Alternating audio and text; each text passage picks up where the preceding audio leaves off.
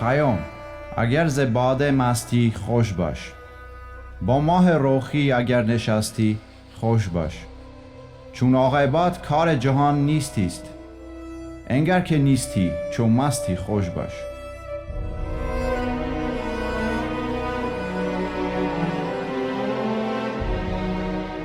این 1 2 3 روز نوبت عمر گذشت چون آب جویبار و چون باد گذشت هرگز غم 2 روز مرا یاد نگشت روزی که نیومد است و روزی که گذشت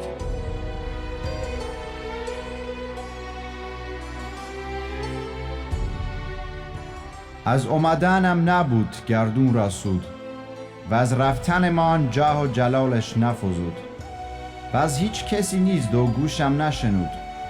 که این اومدن و رفتن از بهر چه بود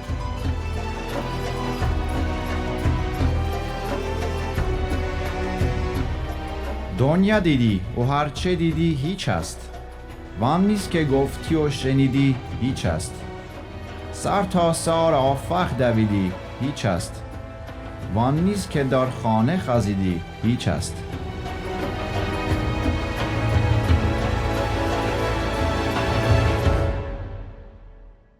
Այս շաբաթ մենք ինտենսիվ խոսեցինք հայ-իրանական բարեկամության մասին եւ հենց այդ պատճառով post-factum-ը սկսում ենք 12-րդ դարի պարսիկ գիտնական, մաթեմատիկոս, փիլիսոփա, աստղագետ, բժիշկ եւ բանաստեղծ Օմար Խայամի քարատողերով։ Այն ընթերցեց իմ լավ բարեկամ Դոմինո սիթքոմի դերասան եւ Arm-Comedy նախագծի մասնակից Մհեր Խաչատրյանը։ Իսկ ավազանկարչությունը կատարեց Ավազե ամրոց զարգացման եւ ավազանկարչության կենտրոնի նկարիչ Տատյանա Հակոբյանը։ Որքան հասկանում եմ, դուք երկուստ էլ սիրում եք Օմար Խայամին եւ ի՞նչն է դրա պատճառը։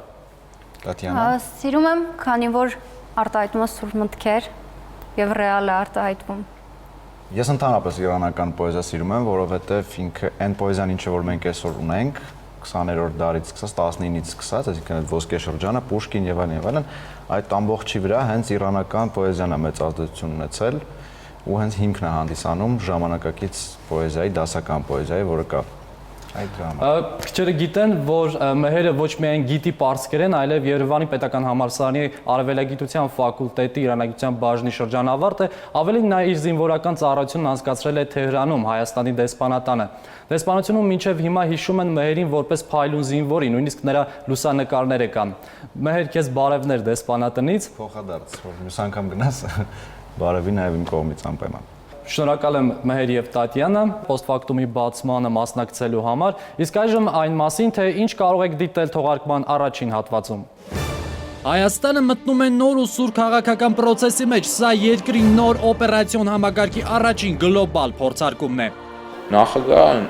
արտառոց բան չի ուզում մեզանից։ Ինչ էր ուզում նախագահ։ Պատմական ելույթ, որի ունկնդիրների մեծ մասը 1 տարի անց այլևս կառավարման համակարգում չեն։ Շակե Ղազարյանը ներկայացնում է Հայաստանի նոր ճանապարհն առանց թերահավատների։ Այս շաբաթ կրկին ձգվեցինք, շփման գիծը նորից լարվեց։ Հայ դիրքապահների զգոնության արդյունքում դիվերսանտն այլևս ռազմագերի է։ Մենք Արցախի հյուսիս-արևելյան այն մարտական դիրքում ենք։ Բացառիկ ռեպորտաժ Թալիշից ու այս շաբաթ հայտնի դարձած Հենակետից։ Եկել են դիմացի ձորից։ Եկել են, բայց այդուր հայկական անտիդիվերսանտ։ Հարավային այց, որը ռազմական նոր հնարավորություններ է բացում Հայաստանի համար, ձեռքսեղմումներ, որոնք կվերածվեն ստորագրության։ Մենք պայմանավորվել ենք պայմանագրային հիմքի վրա դնել մեր գործակցությունը։ Վիգեն Սարգսյանի պաշտոնական ու չափազանց կարևոր հանդիպումներն ու հայ-իրանական դաստուր է քարը։ Սա միայն առաջին մասում, երկրորդը Բաշարը, հակերներն ու նշանը, իսկ վերջում առաջին անգամ հեռուստաէկրանին քաղաքական ֆոկուս։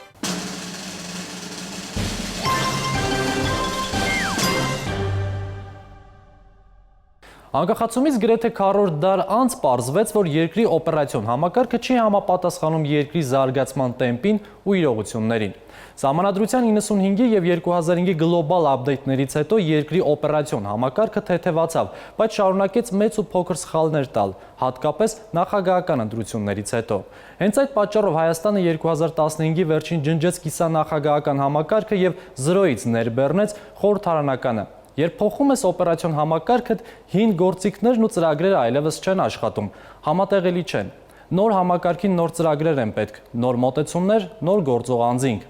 Սահմանադրության հանրաքվեից գրեթե 1 ամիս անց անցած տարվա Փետրվարի 12-ին ծավալուն ու ծրագրային ելույթ ունեցավ Հանրապետության նախագահը ու ներկայացրեց նոր համակարգի ենթակառուցվածքները, ինստիտուտները եւ պաշտոնյաներին։ Ինչ է փոխվել Հայաստանում այդ պատմական համարվող ելույթից 1 տարի անց, փորձել է հասկանալ Շաքե Ղազարյանը։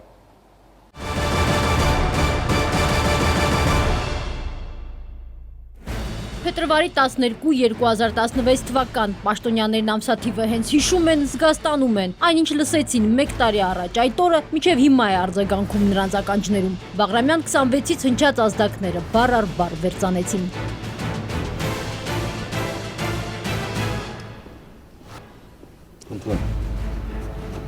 Այդ օրը Սերժ Սարգսյանը սրահ մտավ սովորականի պես հանգիստ։ Մոտեցավ խոսափողին ու հենց սկսեց խոսել 10 շարքով նստած կոստյումավորները, նաև այլ կուսակցություններից հասկացան հեշտ չի լինելու։ Մենք երկու գլխավոր արժեք ունենք՝ հայ ժողովուրդը եւ Հայաստանը։ Հենց այդ երկու արժեքների վրա էլ նախագահը կառուցել էր ասելիքը, ամեն նախադասության հետ պաշտոնյաներին հասկացնելով, ոչ հարստությամբ հարց կլուծեն, ոչ գոլդ համարներով, ոչ էլ հաստավի ստիկնապահներով։ Մեկ ժամանոց ելույթն այն մասին էր, թե ինչ է պետք անել այդ պահից սկսած, որ երկիրը դառնա, ինչպես Սերժ Սարգսյանն ասաց, ավելի կազմակերպված։ Այդ քեզ պարտավորեցնում է, դու արդեն զսպված ես, դու գիտես, որ պաշտոնատար անձ ես։ Ուրիշ ժամանակ լիներ արդարադատության փոխնախարարը գուցե սկանդալի մեջ հայտնվեր։ Ավտոտնակի մուտքն էին փակել, քիչ էր մնում գործը կռվի հասնել, բայց նույն պահին հիշեց ֆրազը ու ինքն իրեն ասաց «ստոպ»։ Մեզ պետք է ցանկացած հանրային նշանակության հարց սեփական բարոյությունից 100 անգամ բարձր գնահատող հանրային ծառայող։ Նախագահն արտարոց բան չի ուզում մեզանից, այդ ինչ որ ինքը ասեց այդ աննորմալությունը չպետք է լինի։ Նախագահի ասածները ստիպում էին անընդհատ լարվել եւ ոչ միայն այդ օրը։ Թերահավատությամբ տոգորված մարդիկ տեղ չունեն իշխանության մեջ։ Հենց լարվածությունը թուլանում էր զգաստացնող ու բազմանշանակալից մյուս ֆրազներ հնչում այս կարգի։ Հանրային ծառայությունում պետք է ընդգրկվեն մարդիկ, ովքեր ունակ են անելու այն, ինչը անհրաժեշտ է։ Կամ այս կարգի։ Իրենց ուժերի նկատմամբ վստահություն չունեցող մարդիկ տեղ չունեն իշխանության մեջ։ Պատկերն այս խոսքից 1 տարի անց դահլիճում ներկա պաշտոնյաների մի մասը պաշտոնին ասաց ցտեսություն։ Արդարադատության համակարգը զերծ է ազդեցությունից, արդար է եւ անկաշար։ Այս մեկ նախադասությունը շատերի խաղաքարտերը խառնեց։ 1 տարում, ինչպես արագացված ֆիլմում, հասցրեցին տարբեր ֆրոնտներով ախորժակները զսպել։ Ապուրինի հարստացում քրեականացված է։ Գույքի եկամտի հայտարարագիրը խախտումներով ներկայացնեն, կպատժեն, կտուգանեն, պատասխանատվության կենթարկեն։ 2 միլիոնից ավելի շրջանառությունը կանխիկ լինի, էլի կպատժեն։ Հակակոռուպցիոն ամենամեծ փաթեթն էլ շատ չէ, 2-3 շաբաթից կլինի падգամավորների սեղանին։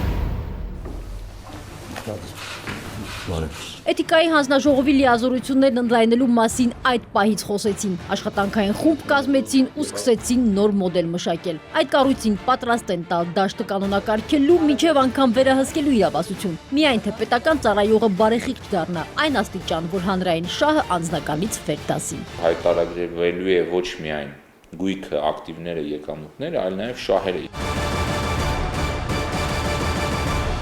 Ում տեղում նստենք, հանրապետականի ԲՀԿ-ի։ Ոչ մեկ է կանգնած խոսենք։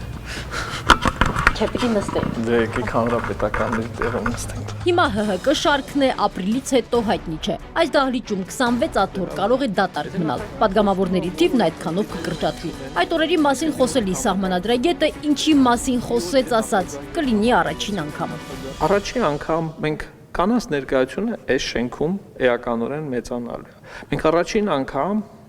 սահմանել ենք, որ այս դահլիճում ընդդիմությունը չի կարող 30%-ից պակաս լինել։ Այս ամենին Հրայր Թովմասյանը հատուկ է ուշադրություն հրավիրում։ Նույն ելույթում Սերժ Սարգսյանը երկար խոսեց քաղաքական կայունության նոր մշակույթի մասին։ Նրա այդ ասածը հատուկ հանձնարարության պես հնչեց։ Ընտրական նոր համակարգը պետք է պատրաստ լինի տեղայնացնել նորարարությունները։ Մեզ անհրաժեշտ է ոչ միայն ունենալ լավ ընտրական օրենսգիրք,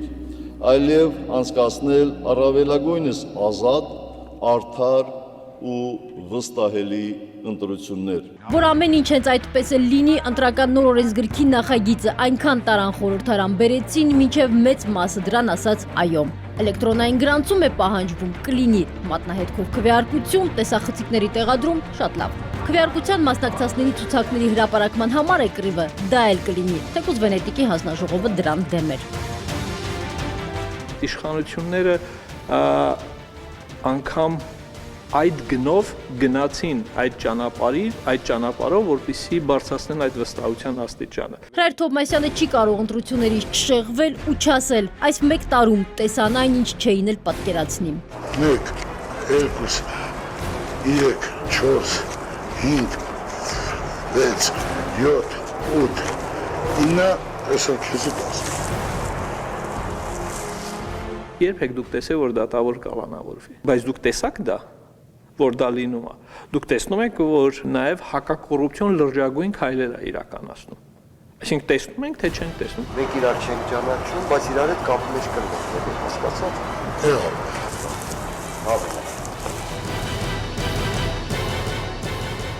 Եթե նույնիսկ այսքանն է անտեսանելի կամ քիչ, Հրայր Թովմասյանը խոստանում է, մեծ փոփոխությունները դեռ առջևում են, իսկ համայնապատկերը կամբողջանա 2018-ին։ Շաքե Ղազարյան, Նարեկ Գալստյան, Post-Factum։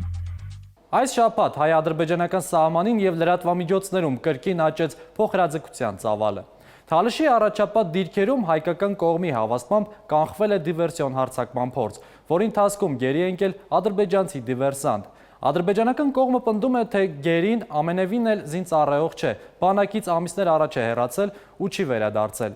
Հայկական կողմը ապացույցներ է ներկայացնում նախ նրա հատուկ համազգեստը, փաստաթղթերը, գրանցման վայրը, կատարած գործողությունները։ Այս վարկածը հաստատել է նաև գերու մայրը։ Նա ոչ թե ժամկետային զինծառայող է, այլև պայմանագրային։ Իսկ ինչպես եղավ, որ պայմանագրային պրոֆեսիոնալ ադրբեջանցի զինվորականը գերի ընկավ։ Անի Ավետյանի բացառիկ ռեպորտաժը Թալիշի հենց այդ զորամասից ու դիրքերից, որտեղ տեղի ունեցել շաբաթվա ռազմական գլխավոր գործողությունները։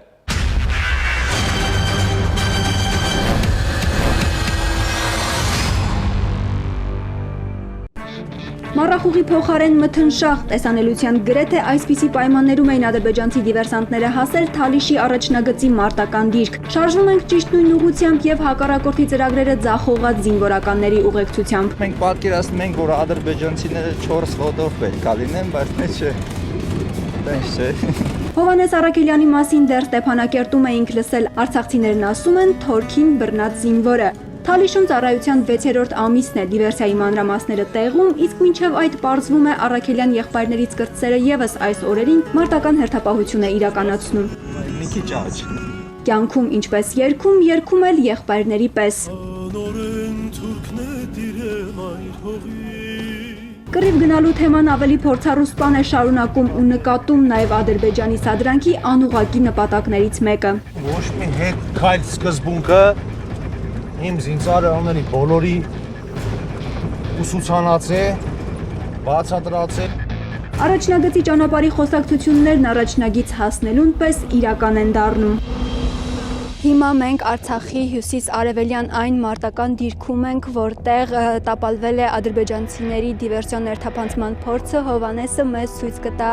այն մարտական հենակետը, խրամուղին, որտեղ գերեվարել է ադրբեջանցի դիվերսանտներից մեկին։ Այս կետում ադրբեջանական դիրքերը մոտ 800 մետր են հեռու հայկական դիրքերից։ Արանքում ձոր է։ Եկել են դիմացի ձորից, դիրքապատ տղաները եղել են զգոն, կարողացել են դիտարկում կատարել եւ ժամանակին հայտնաբերել դիվերսիոն տաղուլական խմբին։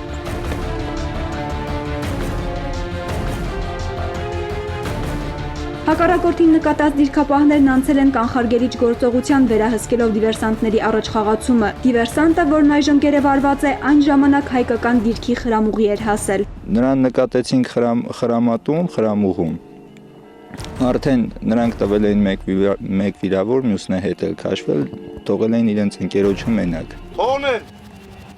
Հայ դիրքապահների հաջորդ քայլը հայկական բանակի սպան ներկայացնում է միայն հաղթողին հատուկ հավասարակշռությամբ։ Վախեցած էր եւ իջեր պատկերացնում իր հետ ինչ կկատարվի հետագայում։ Դե բայց մենք էլ որպես մարդ Mēs պահում ենք մարդավարի, վերաբերմունքը եղել է նույնպես մարդավարի։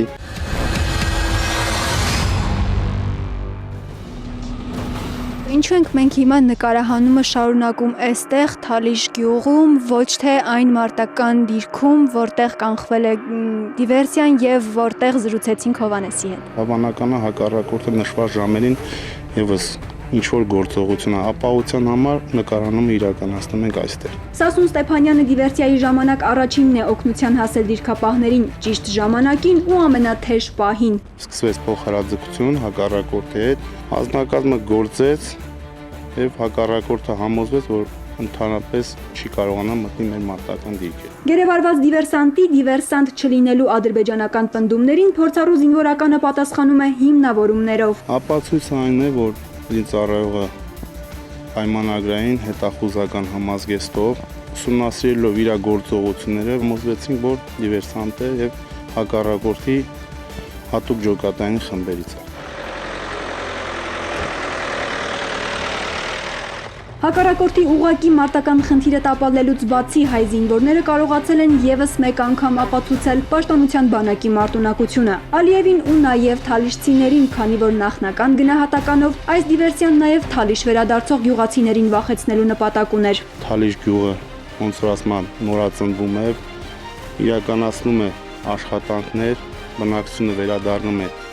իր գյուղը, իր հայրենիքը։ Ադրբեջանի դիվերսիաները մեկ նպատակի հասնում են։ Ամեն նման գործողությունից հետո ավելանում է այն ձախողած զինվորների ու սպաների կրտսեր եւ ավագ հրամանատարների վստահությունը միմյանց նկատմամբ։ Մարտական գործողության մասնակցելու փորձն օգնում է պատրաստվել հնարավոր նոր ոտնձգություններին։ Սա դիվերսիա էր, որը սրեց հետապրիլյան զգոնությունը եւ որի արդյունքը գերեվարության փաստը եւ տեղը նշանակում են ապացույց ունենալ, որ հակառակորդը խախտում է բանակցված պայմանավորվածությունները։ Անի Ավետյան, Խաչատուր Եսայան, Արցախ, Post Factum։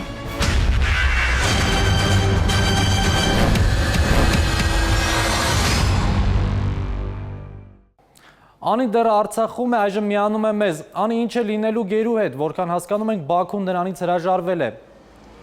Այո Զոհրաբ, Արցախում էլ քրեական գործ է հարուցված, Հուսեյն Զադեն ձերբակալված է, նա մեղադրվում է դիվերսիայի փորձ կատարելու եւ Արցախի պետական սահմանը ապօրինի հատելու հոդվածներով։ Նրան հատկացվել է հանրային պաշտպան եւ ադրբեջաներենի թարգմանիչ։ Ավելին, Արցախի օմբուդսմենը նրան է փոխանցել եվրոպական կոնվենցիան ադրբեջաներեն թարգմանությամբ։ Այժմ քննչական գործողություններ են իրականացվում։ Անի, ինչպիսին է հիմա իրավիճակը սահմանին։ Արդեն 2 օր արցախա-ադրբեջանական շփման գծում լարվածության աճ է գրանցվում, հակառակորդը կիրառում է ականանետեր, նռնականետեր, տարբեր տրամաչափի հրաձգային զինատեսակներ։ Պաշտպանության բանակը առաջնագծում ամբողջությամբ վերահսկում է իրավիճակը եւ անհրաժեշտության դեպքում իրականացնում է պատժիչ գործողություններ։ Շնորհակալ եմ Անի Ավետյանն էր Ստեփանակերտից։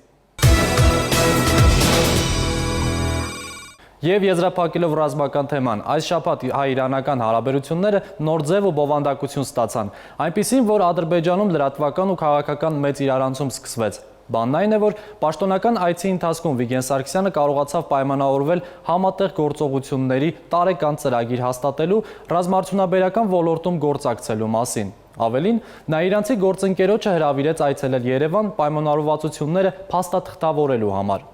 Պաշտոնական այցի ընթացքում քաղաքական հայտարարություններ էլ եղան, օրինակ այն, որ Ղարաբաղում իրավիճակի ապակայունացումը կարող է ազդել ամբողջ տարածաշրջանի վրա, հետևաբար հակամարտության խաղաղ կարգավորման խնդրով պետք է շահագրգռված լինի ոչ միայն Հայաստանը, այլև տարածաշրջանային մյուս ուժերը։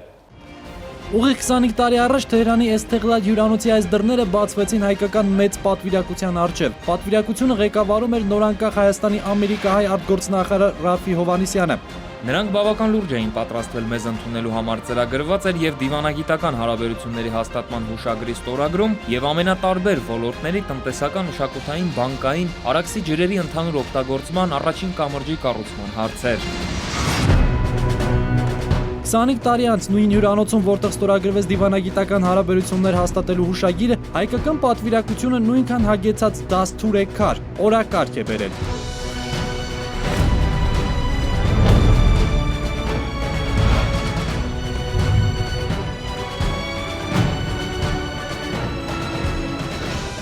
Իրանի պաշտպանության եւ զինված ուժերի աջակցման նախարարությունը մի քանի մասնաշենք ունի՝ Գերգաղտնի, Գաղտնի եւ Սա, որտեղ անցկացվում են միջազգային հանդիպումները։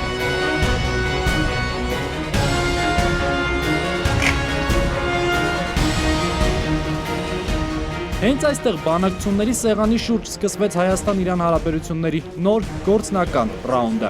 Տեսարևան ժողով պետք է ունենանք երկուսան շատ բաց և բարբերական ձևաչափ։ Հուսով եմ բանակցությունները բարեհաջող կանցնեն։ Հետո սրահի դռները փակվեցին։ Ներսում քննարկում էին տարածաշրջանային անվտանգության ու երկու երկրների ռազմական գործակցության հարցերը։ Մոտ 1 ժամ տևած բանակցություններից հետո Վիգեն Սարգսյանը հայտարարեց, որ ձեռք է բերել ոչ միայն գործընկեր, այլև նոր ընկեր, որին արդեն հրավիրել է Հայաստան։ Դիվանագիտական լեզվով սա նշանակում է, որ բանակցություններն անցել են գերազանց։ Փոխգործակցության բարբերական ծրագրերի մեխանիզմի ներդրումն է մեր հարաբերություններում։ Ահա իրանական կողմի հավաստումը բանակցությունների հաջող ընթացքի վերաբերյալ։ Իրանի պաշտպանության և զինված ուժերի աջակցման նախարարը հայտարարեց, որ կարելի է գործակցությունը զարգացնել բոլոր ուղղություններով։ Մենք պայմանավորվել ենք պայմանագրային հիմքի վրա դնել մեր գործակցությունը, այժմ մեր պատվիրակությունը պատրաստում է փաստաթուղթը, որը նախատեսվում է ստորագրել Հայաստանում իմ այցի ժամանակ։ Պաշտպանական գերատեսչությունում բանակցությունը սկիզբն էր միայն, հետո հայկական պատվիրակությանը հյուրընկալեցին Իրանի խորհրդարանի խոսնակը, արտգործնախարարը, ազգային անվտանգության գերագույն խորհրդի քարտուղարը, նաև Իրանի արտաքին քաղաքականության ամենաազդեցիկ դեմքը։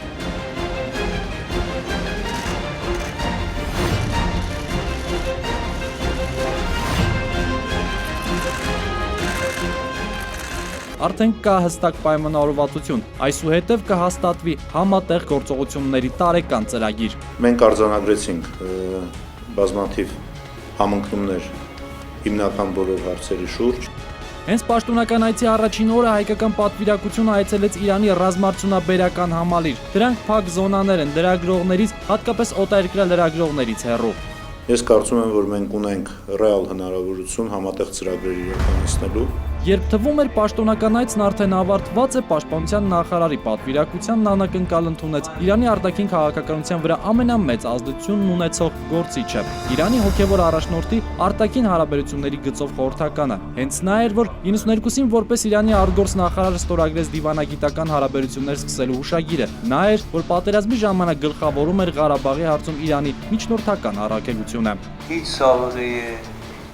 Մենք ընդհանուր սահմաններ ունենք եւ այդ սահմանները մեզ պարտավորեցնում են ավելի լուրջ քայլեր ձեռնարկել ընդհանուր տարածաշրջանի գործակցության համար։ Իրականում Իրանը բազմաշերտ ու հակասություններով լի երկիր է, տարածաշրջանում ամենաազդեցիկներից մեկը։ Պատժամիջոցների վերացումից հետո Հայաստանի համար նոր հնարավորություններ են բացվել ոչ միայն տնտեսական, այլև ռազմաքաղաքական առումով։ Այդ գործակցության համար բոլոր նախադրյալները կան եւ բանավոր պայմանավորվածությունները ստորագրությամբ ու կնիքով կամրագրվեն առաջիկա ամիսներին, երբ պաշտպանության նախարարի հրավերով Երևան կժամանի Իրանի պաշտպանական գերատեսչության ղեկավարը։ Զորապ Հարոյան, Նարեկ Գալստյան, Post-Factum։ Հունվարի վերջին Լոս Անջելեսի Իրանահայ միության դահլիճում ելք դաշինքի ներկայացուցիչները հանդիպեցին սփյուռքահայերին ու ներկայացրին առաջիկա խորհրդարանական ընտրությունների իրենց ծրագրերը։ Քարոզարշավը Միացյալ Նահանգներում սկսելու հանգամանքը հայկական սոցիալական ցանցերում ու մամուլում բուռն քննարկման առարկա դարձավ։ Ինչու է ելք դաշինքը Հայաստանի ներքին քաղաքական գործընթացին իր մասնակցությունը սկսում արտասահմանում։ Այս եւ այլ հարցերի ռևոլյուցիայի տաղավարում կպատասխանի Նիկոլ Փաշինյանը երեկոյան 11-ին։ Մինչև այդ Սաթիկ Սերյանյանի հյուրը բլից պատասխաններով ամփոփել է քաղաքական շաբաթը հատուկ Post-Factum-ի համար։ Պարոն Փաշինյան, կառավարությունը թվով 354 ներդրումային ծրագրեր համարել է իրատեսական, որի ընդհանուր արժեքը 2.4 միլիարդ դոլար է։ 2017 թվականին հնարավոր է ըստ այդմ իրագործվի 850 միլիոն դոլար արժեքով ծրագրեր։ Սա կաշխուժացնի Հայաստանի տնտեսությունը, թե ոչ։ Հերթական կառավարությունը, հերթական ծրագրերը եւ նույն խորհրդարանական մեծամասնության վրա հիմնված, ոչ դա իրատեսական չի։ Կանուշ Սահակյանն այս շաբաթ մեկնել է Ճապոնիա։ Հայաստանի համար կարևոր է Ճապոնիայի հետ լավ հարաբերությունները, թե ոչ։ Ճապոնիայի հետ լավ հարաբերությունները այո, բայց Կանուշ Սահակյանի այցը ոչ։ Հայաստանի Հանրապետության պաշտպանության նախարար Վիգեն Սարգսյանը Իրանում պաշտոնական այցի ընթացքում հայտարարեց, որ Իրանի հետ հնարավոր է գործակցել ռազմարդյունաբերական ոլորտում։ Իրանը կարող է լինել Հայաստանի ռազմավարական դաշնակիցը, թե միանշանակ։ Հովիկ Աբրահամյանի հեռանալուց հետո Արարատում փոխվում են մարզային իշխանությունները։ Խորհրդարանական ընտրություններում Հայաստանի Հանրապետական կուսակցության շանսերը այդպիսով ավելանում են, թե նվազում Արարատի մարզում։ Նվազում են։ Կառավարությունը վաճառքի է հանել կառավարության պահոստային ֆոնդում արկա 102 կիլոգրամ մարգարիտները։ Նորմալ է, որ պահոստային ֆոնդում մարգարիտներ կան։ Այո։ Դուք դիտում եք post-factum-ը, մենք հասել ենք թողարկման ուղիղ կեսին։ Առաջին մասում մենք խոսեցինք նոր համակարգում ինստիտուտների ձևավորման, ադրբեջանցի ռազմագերու ու հայ-իրանական ռազմական ոլորտում գործակցության մասին։ Թողարկման երկրորդ մասում կխոսենք հակերների ու նորածինների մահվան դեպքերով ամենահայտնի մանկաբույժի մասին։ Գովազդը կարճ է լինելու, կհանդիպենք մի քանի րոպեից։ Երկրորդ մասում մենք կպատմենք նախագահ, որի սրտի աշխատանքը ուղիղ համեմատական է Մերձավոր Արևելքում իրավիճակի հետ։ Դուք չեք հասկանում մենք ինչ որոշումներ ենք կայացնում։ Նրան չեն հասկանում, նրան ատում է, սիրում, բայց անտարբեր չեն, որովհետև նա ունի սիրիական իմունիտետ։ Երևանում մեկնարկել է կիբերանվտանգության առաջին ստուգատեսը։ Հիմա իրանց կբռնեն ու երկար տարիներով իրանք կանցկացնեն բան։ Ով է սև եւ ով սպիտակ։ Մանու Իրիցյանը Վասեն Հակերած։ Դաժան բժշկական քրոնիկա, մանկաբարձ, գինեկոլոգ, որ պարբերաբար հայտնվում է դատարանում, վերադառնում Արմավիրի ծննդատուն։ Բարդ մարդը նշան Գևորգյանն է, Նելի Հարությունյանը բացահայտել է մահվան նշանը։ Իսկ վերջում առաջին անգամ հեռուստաէկրանին քաղաքական ֆոկուս չհեռանաք։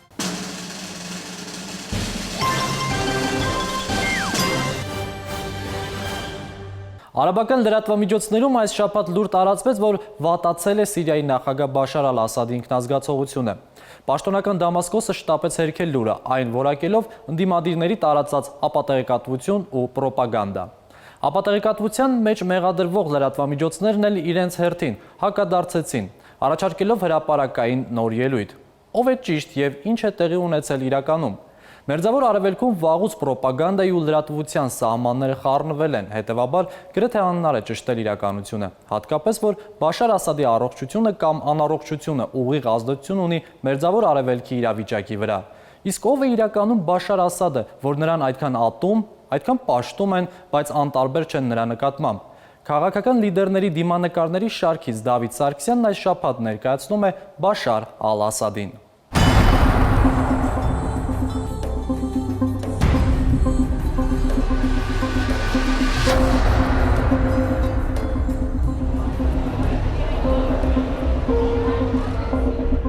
Բրիտանական թագավորական ընտանիքի շատ անդամներ ծնվել են այս հիվանդանոցում, սա աշխարհի լավագույն ծննդատներից մեկն է։ Հիվանդանոցը լավագույնն է նաև այլ բաժիններով։ Հենց այստեղ Արևմտյան առողջապահական համակարգի խորհրդանիշներից մեկում 1992 թվականին վերապատրաստման մեկնեց Սիրիայի նախագահի որդին, 27-ամյա Բաշարը։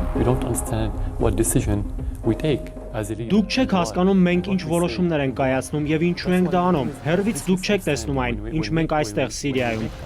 Սա 2006-ին էր, Ասադը խոսում է Արևմուտքում Արևելքի թյուր ըմբռնման մասին։ Սիրիայի նախագահին միշտ է հետաքրքրել, թե իր երկրին ինչ աչքով են նայում։ Նա ակնաբույժ էր, Լոնդոնում ուսանելու տարիներին նույնիսկ մասնակցել է աչքի վիրահատության։ Սա հոր երազանքն էր, որը փշրվեց մեկ օրում։ Բաշարը չպետք է նախագահ լիներ, այդ աշխատանքին հայրը պատրաստում էր նրա եղբորը, որը զոհվեց ավտովթարում, փոխելով Մերձավոր Արևելքի առանց այդ էլ անկանխատեսելի ապագան։ Ես չգիտեի, որ եղբայրս մահացել է, միայն գիտեի, որ ավտովթար է տեղի ունեցել։ Ես զանգեցի հորս ու նույն օրը որոշեցի վերադառնալ։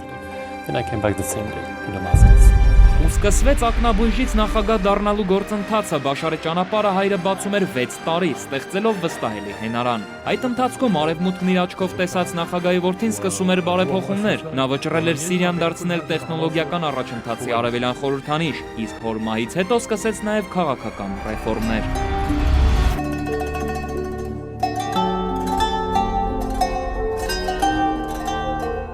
Այսօր Սիրիան ասոցացվում է անապատում կռվող վայրենի ահաբեկիչների, ամեն ինչ կորցրած միգրանտների ու փլված քաղաքների հետ, բայց սա էլ է Սիրիան։ Միջերկրածովյան ափն է, խաղաղ, մաքուր, ֆանտաստիկ բնությամբ, ու ինչպես երկիրն է, այնպես էլ նախագահը խիստ տարբեր, անցյալով, կերպարով ու անձնական կյանքով։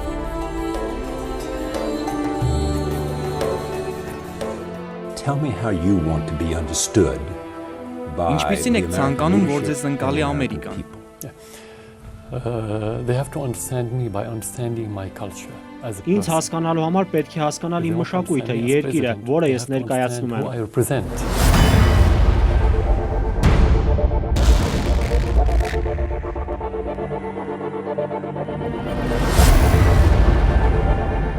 Սրանք եզակի լուսանկարներ են Սիրիայի համաքաղաքն է 1982 թվականին գաղտնիության բացառիկ պայմաններում Ալավի նախագահ Հաֆեզ Ասադը վճռեց արյան մեջ խեղդել Սուննի բնակչության ապստամբությունը։ Բաշարի հայրը երկրի երեսից ջնջեց ամբողջական թաղամասեր, զոհերի հստակ թիվն այդպես էլ անհայտ մնաց։ Սիրիայի Սուննի մեծամասնությունն Ասադներին սա չներեց։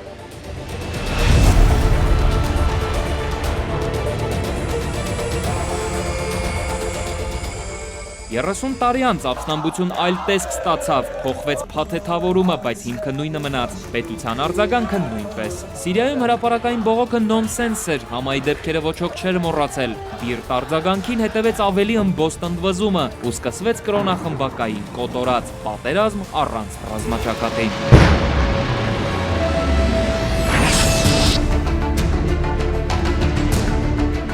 Մուսուլմանական երկրի մուսուլման նախագահը հավատակից կնոջ հետ այցելում է Սուրբ Ծննդյան տոնակատարության։ Սա է, որ արևմուտքում հաճախ շփոթություն է առաջացնում։ Մի կողմից դաժան բռնապետ, մյուս կողմից կրոնական հանդուրժողականության երաշխավոր։ Սիրիան աներկբա չէ։ Սիրիայի առաջին տիկինը դրա վառապացույցն է, Բաշար Ասադի արնախում կերպարը հակադրվում է այս կնոջ ֆենոմենի հետ։ Անգլիայում բժիշկների ընտանիքում ծնված, Ամերիկայում ֆինանսական փայլուն կարիերա կառուցած Ասման Հարվարդում վերապատրաստվելու փոխարեն նախընտրեց ամուսնությունը։ Նա առ այսօր հրաժարվում է լքել Սիրիան ու 3 երեխաների հետ մնում է ամուսնու թիկունքին։ Սա Սիրիան է, շփոթեցնող ու հակասական։ Rosie, it's Barry. I'm coming for my nephew's wedding. I'm not going. You're going. Promise me we'll come back. What? Promise me we'll come back.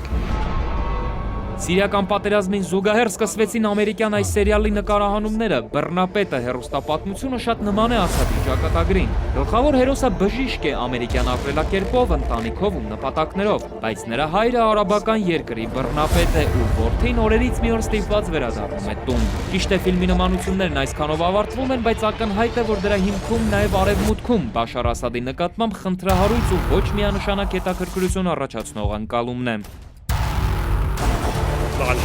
والسلام عليكم.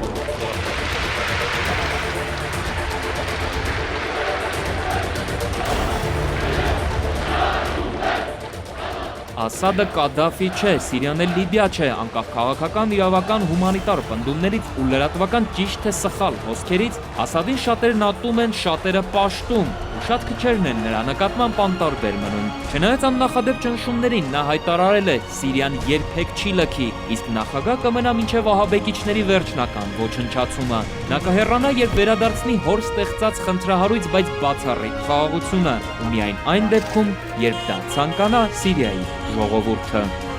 Դավիթ Սարգսյան, Post-Factum։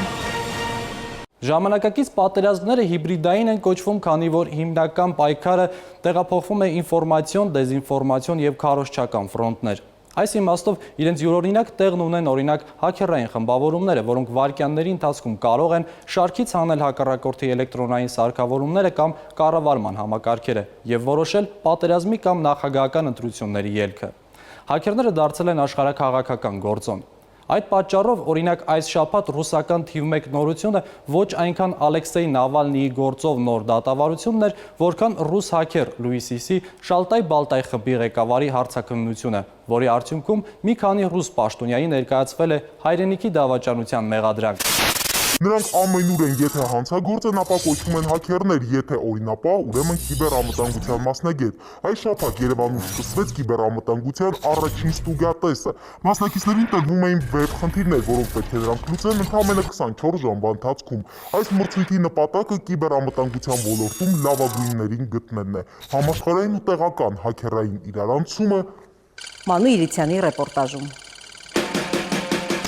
Միշտ ձեզ հետ, նույնիսկ երբ դուք չեք կասկածում, այսպես էր հայտնի հաքերը կիբեր տարածքում իր հետքը թողնում։ Նախ սրճարանում, որտեղ հիմնականում պաշտոնյաներն էին ժամանակ անցկացնում, հաքերը կեղծ Wi-Fi էր ցրում, ինտերնետից օգտվել ցանկացողներն էլ ընկնում էին Շալտայ-Բալտայի թակարդը, համակարգչում ու հեռախոսում եղած ինֆորմացիայով անձնական նամակագրությամբ։ Дорогие друзья, мы провожаем в историю Նախագահի ամանորի ուղերձից առաջ ռուս ամենահայտնի հաքերը Շալտայ-Բալտայ խմբավորման ղեկավար Լյուիսը արդեն հրապարակել էր այն։ Սա իր ուղերձն է, իրենք ամենուր են ու գիտեն ամեն ինչ։ Հետո հերթը Մեդվեդևինն էր, Twitter-ում հաքերը վարչապետի փոխարեն հրաժարական էր տվել։ Հայտնի հեքիաթագրի Լյուիս Քերոլի կեղծանունն օգտագործած հաքերին հատուկ ծառայությունները ձերբակալեցին մի քանի ամիս առաջ։ Լյուիսը Մախաչկալայում ծնված Վլադիմիր Անիկեևն է։ Լրատվամիջոցները նրա մասին գրեցին կարճ, լրագրող, որն այդպես էլ ոչինչ չի գրել, փոխարենը կոտրում էր մեյլեր, սիրավեպեր սկսում քարտուղարուհիների հետ ու պաշտոնյաներին վաճառում այն, ինչի մասին նրանք չէին ուզում հայտնել։ Հիմա իրանց կբռնեն ու երկար տարիներով իրանք կանցկացնեն բանտ։ Սամվել Մարտիրոսյանը հայկական կիբեր տարածքում հնաբնակ է։ Հայկական կիբեր տիրույթում աղմկոտ արտահոսքեր չի հիշում, ոչ մի պաշտոնյա դեռ Facebook-ով հրաժարական չի տվել։ Հայկական կիբեր տարածքը ռազմահայրենասիրական է։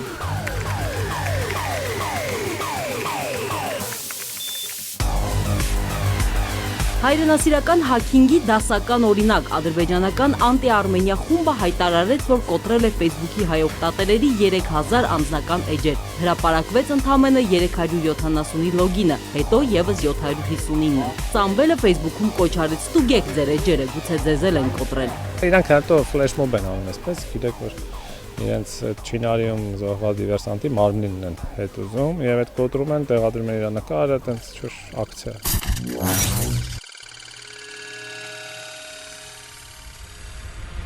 21-րդ դարի անտես ֆրոնտի կիբերզինվորները այսօր նրանք են, հաքերները։ Մենք ապրում ենք Wikileaks-ի դարաշրջանում, երբ անձնական ինֆորմացիան կարող է դառնալ բոլորինը։ Ամերիկյան ընտրությունները ցույց տվեցին, որ ընտրապայքարն ավելի հաճախ անտեսանելի էր կիբեր տարածքում։ Անգելա Մերկելը նույնիսկ հայտարարեց, որ հաքերներն արդեն պատրաստ են ազդել եվրոպական ընտրությունների վրա։ Ֆրանսիայի պաշտպանության նախարարը մտահոգություն հայտնեց, որ պետք է դասեր քաղել ամերիկյան ընտրություններից ու վախեցրեց եվրոպացի կիբերզինվորները պատրաստ են։ Պատմության ամենահայտնի 10 հաքերային հարձակումների սկիզբը 80-ականներին էր։ 1983-ին, երբ ինտերնետի դարաշրջանը նոր էր սկսվել, Քևին Միտնիկը կոտրեց Պենտագոնի սերվերները։ 94-ին Վլադիմիր Լևինը կոտրեց ամերիկյան City Bank-ի սերվերները ու իր հաշվին փոխանցեց $10,700,000։ 99-ին 15-ամյա Ջոնաթան Ջեյմսը կոտրեց NASA-ի սերվերների գաղտնաբառը։ 2000 թվականին Չելյաբինսկում երկու հաքեր ընկերները PayPal, Western Union վճարային համակարգերի համակարգիչների գրոհից հետո գողացան $25 միլիոն։ 2004-ին հաքերները կոտրեցին Microsoft-ի ելքային կոդը ու գողացան 600 միլիոն բայթ տվյալներ։ 2005-ին Վալդիր Պաուլո դեր Ալմեյդի հաքերային թիմը ուղարկեց 3 միլիոն ֆիշինգային նամակ։ Քարտերից գողացավ $37 միլիոն ու պատմության մեջ մնաց որպես ամենահայտնի սփամ հաքինգը։ 2009-ին Ալբերտո Գոնսալեսը մի քանի տասնյակ կրեդիտային քարտերի տվյալներ գողացավ։ 2010-ին Stuxnet համակարգչային բորտը խափանեց Իրանի միջուկային համակարգը։ 2013-ին ռուսաստանցի ու ուկրաինացի 5 հաքերներ կոտրեցին Nasdaq էլեկտրոնային բորսայի անվտանգությունն ու գողացան 160 միլիոն քարտ ու 800,000 բանկային հաշիվ։ 2012-ից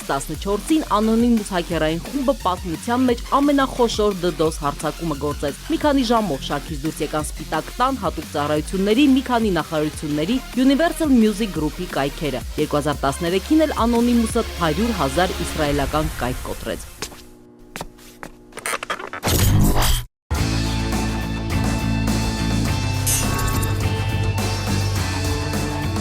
Հաքեր բառը միայն 20-րդ դարի վերջին ստացավ համակարգիչ կոտրողի նշանակությունը։ Սև ու սպիտակ գլխարկավորներ, հաքակտիվիստներ, հաքերները տարբեր են լինում։ Սպիտակները ժամանակակից աշխարհի վիրտուալ Դոն Կիխոտներն են, սևերը քրեական հանցագործները։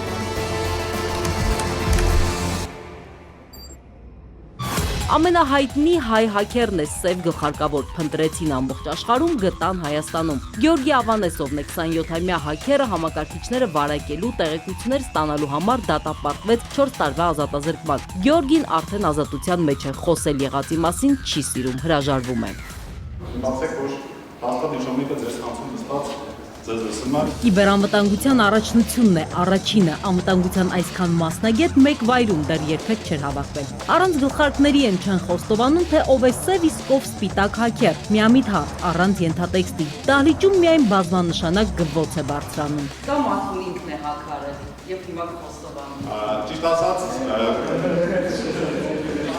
Բազմանշանակ ժպտում է նաև կիբեր առաջնության կազմակերպիչը։ Դա մասին չեմ բարձրաձայնում։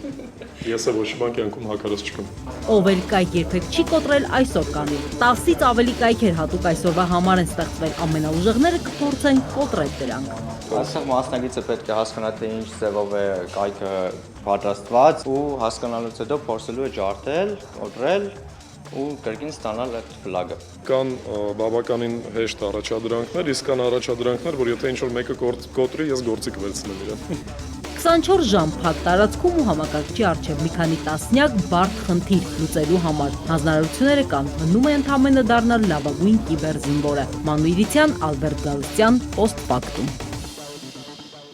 Ժամանակակից աշխարհում երկրի վարկանիշի չափման միավորը ոչ միայն բանակի հզորությունն է, սպառողական զամբյուղի պարունակությունը, աշխատավարձի չափը, այլև առողջապահական ծառայությունների որակը։ Հետևաբար, եթե նույնիսկ դու ունես աշխարհի ամենալեցուն սպառողական զամբյուղը, բայց չունես պատշաճ բժշկական ծառայություն, ապա ում է պետք հարստությունն ու ազատությունը, եթե քաղաքացու առողջությունը վտանգված է։ Post-Factum-ը մեկ օրինակով ներկայացնում է Հայաստանում բժշկական սպասարկման ոլորտի ամենախրթին օրենսդրական ու ներքին կանոնակարգային խնդիրները։ Ինչպես է ստացվում, որ Արմավիրի ծննդատան բժշկի անունը այս էլ որերորդ անգամ կապվում է մանկան մահվան հետ։ Հնչում է դատավճիռը, սակայն նա մնում է ազատության մեջ եւ անձեռնմխելի։ Նրան հնարավոր չէ հեռացնել աշխատանքից, ոչ էլ հետ պահել ծնունդներ ընդունելուց։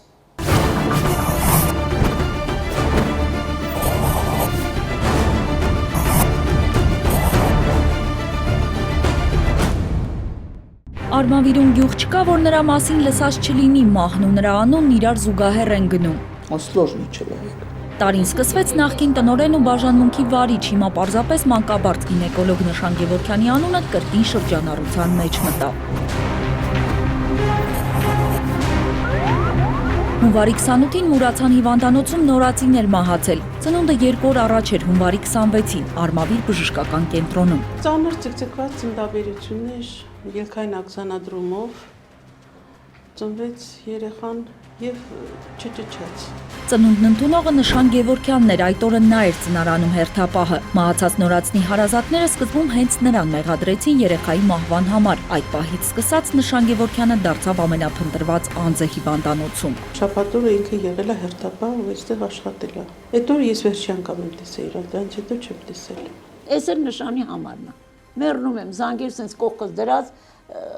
անընդհատ անհասանելի է տալիս։ Բաժանորդը ժամանակավորապես անհասանելի է. The party you're calling is currently not. Բժիշկ Նշան Գևորգյանի հեռախոսահամարն անհասանելի է։ Վերջին անգամ նա աշխատանք է ներկայացել հունվարի 28-ին, դրանից հետո գործընկերները նրան չեն տեսել։ Նշան Գևորգյանի անունը շրջանառվեց, թե չէ արմավիրցիներն ու մեդիան նրա դոսիեն բացեցին։ 2010-ին բուժկենտրոնի տնօրեն Նշան Գևորգյանն իրավապահների ուշադրության կենտրոնում հայտնվեց, երբ Արմավիրից Երևան ճանապարհին մեկամյա փոքրիկ մահացավ։ Ռեանիմոբիլի փոխարեն նրան տաքսիով էին տեղափոխել։ Գործը մտավ դատարան։ Տնօրենից նա ազատվել է մահվան դեպքի հետ կապված։ Նշան Գևորգյանն ազատվեց տնօրենի պաշտոնից, բայց ոչ հիվանդանոցից։ Նա գլխավորեց գինեկոլոգիական բաժանմունքը։ Նույն տարում Արմավիրում երկրորդ մահն էր գրանցվել, որի համար եւս մեղադրեցին Նշան Գևորգյանին։ Ասենք սրտի նոպաունի խնդրում ենք շտաբ արեք։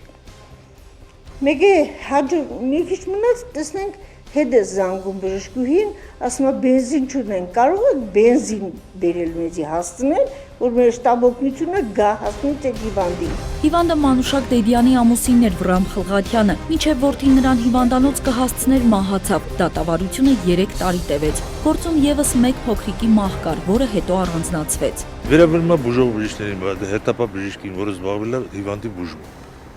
Ես որևէ կապ չունեմ։ Դատավորը սարեր խոստացավ մեզ, որ անպայման կպատժվի, բայց զերոյի վրա կանգնեցի։ Նշան Գևորգյանը դատապարտվեց պաշտոնական անփութության համար, որի հետևանքը հիվանդների մահն էր։ 5 տարվա պատժից եւ ոչ մի օր նա չանցկացրեց ճաղերի հետևում։ Համաներմամբ ազատ արձակվեց հենց դատարանի դահլիճից։ Հաջորդ գործը 2 ամիս հետո էր։ Նշան Գևորգյանը կրկին մեղադրյալի աթոռին էր։ Այս անգամ հղի կնոջ հարազատներից գումար էր պահանջել կեսարյան հատման համար։ Ոչ մի խոսացում, ոչ մի բան դաշել մենք դատարանում ենք։ Ես իմ հարցերը դատարանում իրար հետ լուծել։ Տուժածները հրաժարվում են նկարահանումից, բժշկի անունը չեն էլ ուզում լսել, դատական քաշքշուկից նոր են պրծել, այդ ընթացքում փոքրիկն էլ մեծացավ։ Նշան Գևորգյանը 1.5 տարվա ազատազրկման դատապարտվեց, բայց կրկին ազատության մեջ հայտնվեց, պայմանական 2 տարի փորձաշրջանով։ Հիվանդանոցում փորձեցին ազատվել նրանից։ Շուրջ տարի ու կես դադարեցվեց նրա աշխատանքային գործունեությունը, դրա հետ կապված ինքը եւս հայց ներկայացրեց դատարան, ոչինչ կայացավ, վերականգնվեց։ Արմավիր բժշկական կենտրոնը նույնիսկ վճարեց Նշան Գևորգյանին հարկադիր պարապուրդի համար։ Բաժանմունքի վարիչի պաշտոնից նա ազատվեց միայն անցած տարի սեփական դիմումի համաձայն։ Փորձաշրջանը դեռ չավարտված, կրկին մահ ու կրկին նրա անունն է շրջանառվում։ Տվյալ հողի մասին մեր մեջ խոսակցություն չի եղել, ոչ մի խորհրդակցել չի եղել, խորհրդակցում չի եղել։ Այդ օրը ինքը աշխատել է ծնարանում եւ վարել է ծնունդը այդպես ոնց որ ինքը գտել է նպատակահարմար։ Մահացած Նիսայանների ընտանիքի առաջնեկներ։ Սկզբում հարազատները բողոքեցին, հետո որոշեցին ընթացք չտալ, չուզեցին նույնիսկ նկարահանվել, փոքրիկին հուղարկավորել են առանց փորձաքննության։ Ուղղակի մեղք եկավ մեր երեխուն, գոնե մահացած իրան հանգիստ թողանք։ Պետք է լինի մասնագիտական հանձնաժողով, ունեցած փաստաթղթերի հիվանդության պատմության վրա պետք է ուսումնասիրի եւ վերահանենք թե ինչպիսի բաստողներ կլինիկական տեսակետից, բայց վերջնական, քանի որ դիալիզումը չի եղել, վերջնական ախտորոշումը այսօր ասել հնարավոր չի։ Ինչու է դատական հարուստ կենսագրությամբ մանկաբարձ գինեկոլոգը շարունակում աշխատել։ Հիվանդանոցում եւ հիվանդանոցից դուրս պատասխանը մեկն է։ Դատարանը նրան չի զրկել մասնագիտական գործունեություն իրականացնելու իրավունքից։ Պետք է իրավապահ մարմիններ որոշեն նրա բաստողումների բանի ամեն ինչի հիման վրա արդյոք նա իրավունք ունի աշխատելու թե ոչ։ Թողուշա ինչա, որ նորածին է չխուշա, են ինչ նորածին, տիկնիկա օրեր։ Արմավիր բժշկական կենտրոնում մասնագիտական հանձնաժողով դեռ կկազմեն ու կվերլուծեն կատարվածը, բայց այդպես հեղինակություն չես վերականգնի։ Շատ դժվար է խոսալ, որտեվ անգամ երեք եկել են 2 հոգի, որ եւ ճանաչում են, եւ բան ասեցի, չէ, չենք ուզում, մենք գնանք Երևան։ Դա շատ վատ է մեզ համար։ Մարզպետարանի պաշտոնյաները տեղյակ են խնդրին։ Առողջապահության հարցերով փոխմարզպետն է զբաղվում Լարիսա Մուրադյանը։ Նա չխոսեց եւ վարչության պետի կողմն ուղղեց սլաքը։ Հովհաննես Հարությունյանը 1 տարի էլ չկա, որ այդ պաշտոնն է զբաղեցնում։ Պատասխանը ստանդարտ էր։ Ստեղծվել է հանձնաժողով, ծառայական քննություն պետք է անցկացվի։ Չելեմ այլական մասունը, որ Հանրապետության գլխավոր մանկաբույժ գինեկոլոգը վիճակագրությունն է ցույց տալիս վերջին 10 տարում Հայաստանում ավելի քան 2 անգամ իջել է մայրական մահացությունը, գրեթե նույնքան էլ մանկական մահացությունը։ Նշան Գևորգյանին ճանաչում է, գիտի թե ինչ մասնագետ է։ Նրա անվան շուրջ աղմուկն ամբողջ համայնքն է ստվերում։ Բնական նա ստվեր է գցում այդպիսի երևույթը մեր բոլորի վրա։ Առաջի հերթին պետք է լինի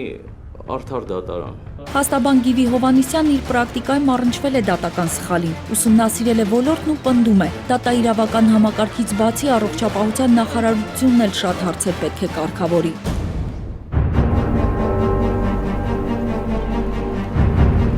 Նորածնի մահից հետո Նշան Գևորգյանն այդպես էլ աշխատանքի չներկայացավ։ Մի ամբողջ օր բացակայել է, հետո եկել է փոխտնօրենի մոտ ու ասել, որ վատ առողջ է։ Ուղեգրվել է ստացիոնար բուժման։ Բացակայությունը համարվում է հարգելի, քանի որ այդ ժամանակ գտնվել է մեկ այլ հիվանդանոցում։ Ճշտենք նրան Երևանի բժշկական կենտրոնի ընդունարան դիմելու ժամը, եթե դա եղել է աշխատանքային ժամից հետո, նշանակում է նա ինքնուրույն լքել է աշխատանքը։ Ավելի ուշ պարզվեց, որ Նշան Գևորգյանն Էրեբունի բժշկական կենտրոն է դիմել աշխատանքային օրվա ավարտից հետո 18:35-ին։ Արմավիր բժշկական կենտրոնում զգուշավոր են Նշան Գևորգյանի ազատման մասին դեռ ոչ մի խոսք, չէ որ մեկ անգամ արդեն դատարանն անհիմն է համարել նրան աշխատանքից ազատելը, իսկ փոքրիկի մահվան համար չկա բողոք ու դատաբժշկական փորձաքննություն, չկա նաև քրեական գործ։ Դեռևս։ Նելի Հարությունյան, Ալբերտ Գալստյան, Post-Factum։ Շուտով լրանում է այն ժամկետը, երբ քաղաքական ուժերը պետք է ներկայացնեն իրենց ցուցակները կենտրոնական ընտրական հանձնաժողով, որից հետո արդեն կսկսվի ինտենսիվ քարոզարշավը։ Հանրային տրամադրությունները աստիճանաբար ամբողջությամբ կքաղաքականացվեն։ Այս ընթացքում քաղաքական է դառնում ամեն ինչ ու նույնիսկ աճպարարությունը, ու հենց այդ առիթով Post-Factum-ի տաղավարում աճպարար Հայկ Միքայելը կցուցադրի վերջին քաղաքական ֆոկուսները։ Խնդրեմ Հայկ։ Բարև ձեզ։ Մի հատ հետաքրքիր բան ենք պատրաստել, կախված մարդկանց ակնկալիքների հետ, թե ինչ ակնկալիքներ ունեն այս ընտրություններից, ու որոշակի հարցումից հետո պարզվեց, որ այսպես թերթիկների վրա առանձնացրել ենք, թե դրանք ինչ են սպասում այս ընտրություններից։ Ձեզ կխնդրեմ մեկ առ մեկ ցուցադրել եւ հետո մենք այստեղ ունենք քվեատուփ, որտեղ դուք պետքա գցեք ձեր առաջարկությունը, կարելի ասել։ Շատ լավ։ Թոշակների բարձրացում։ Ծալում ենք ոնց որ իրական ընտրություններում, գցում ենք տուփի մեջ։ Բժշկական անվճար ծառայություն։ Շատ լավ ծառայություն է։ Կոռուպցիայի դեմ պայքար։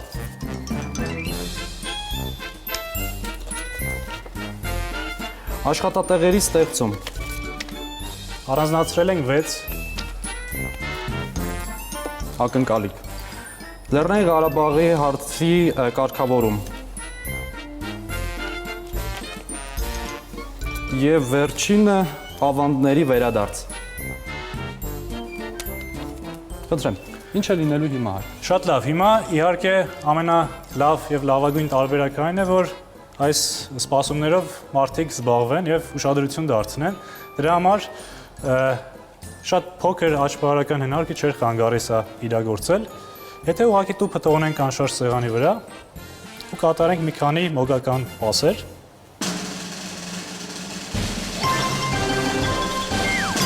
իսկ հիմա մենք կունենանք այս հարցի լուծումը։ Եթե բացենք տուփը նշված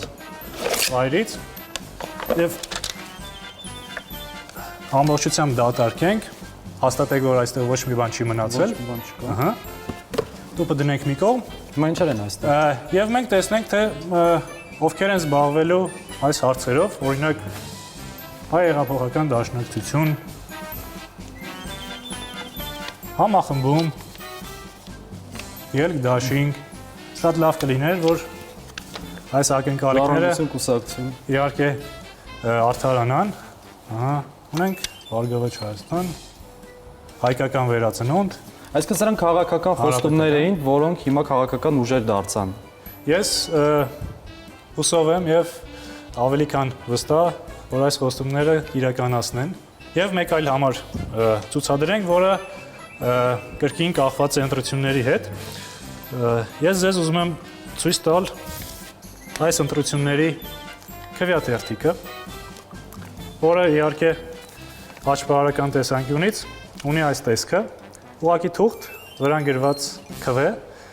Ձեզ նույնպես խնդրեմ ստուգել։ Համոզվեք, որ ինքը շատ սովորական, նորմալ թուղթ է։ Այո։ Համոզվեցինք։ Շատ լավ։ Հիմա տեսեք։ Օրինակ անցած ընտրություններում ասում էին, թե ընտրակաշարքը արժեր 5000 դրամ։ Տեսնենք ինֆլյացիայից հետո ինչ արժեք կունենա այս ընտրությունների ժամանակ։ Եթե օրինակ ծալենք այս քվեաթերթիկը, մոտ 4 անգամ ցանկալի է, եւ բացելուց հետո ինձ թվում է այս ընտրությունների կաշառքը ասում են, թե 20000 դրամ է լինելու, կարող եք ստուգել, վերցրեք, համոզվեք։ Այո, 20000 դրամ է։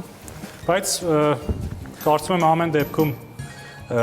ընտրակաշառքը քրեորեն պատժելի է ու չարժի նման բաների գնալ, քանի որ կարող է նույնիսկ շատ վատ արդյունքներ ունենալ։ Ես սա կպահեմ ինձ ամեն դեպքում։ Եվս մեկ անգամ հիշեցնենք, որ ընտրակաշարք վերցնելը եւ առաջարկելը արդեն մեր երկրում քրեորեն պատժելի է։ Դուք կենթարկվեք քրեական պատասխանատվության։ Քաղաքական ֆոկուսները ներկայացրեց աճպարար Հայկ Միքայելը։ Շնորհակալ եմ, Հայկ։ Ձեզ նույնպես շնորհակալություն։ Սա post factum-ներ, կհանդիպենք հաջորդ շաբաթ։